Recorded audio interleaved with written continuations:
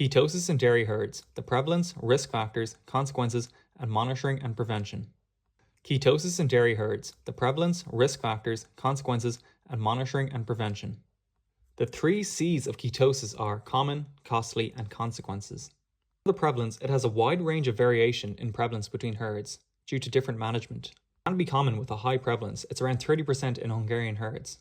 It is mostly in large herds with over 1,000 cows, especially those on their 3rd or 4th lactation. It usually occurs 10 days into milking.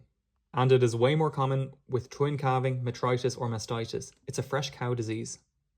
So the risk factors are parturition, giving birth. So they have more stress, which causes an increase of non-esteroid fatty acids, as well as an increased body conditioning score and an increased having non-esteroid fatty acids before birth. So a fat cow has more increased fat mobilization. And the more births they had, the more common it is. So on their 3rd or 4th lactation, it's a lot more common. And especially with twin calving, they have a higher energy demand. It can also happen if they're too old at having their first calf, so if they're over 2 years old. Other factors are poor housing, so not enough bunk space, hierarchy, competition, not enough comfort or heat, or poor nutrition, not enough water, or poor formulation. The consequences are decreased milk production, decreased fertility and ovarian dysfunction, and an increased mortality, but it's rare, and they can also have an increase of left and right-sided abomasal displacement. For monitoring ketosis, it's mostly subclinical.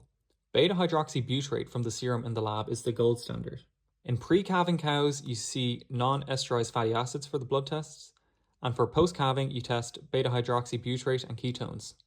Cows, you test beta-hydroxybutyrate from the blood, or you can test acetone from the urine, or acetyl acetate from the milk. And for prevention, you need to monitor energy metabolism, pre-calving and post-calving.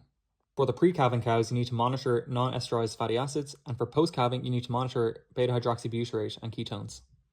Promote energy metabolism with glycerine and propylene glycol. And also promote dry matter intake after birth with good quality feed.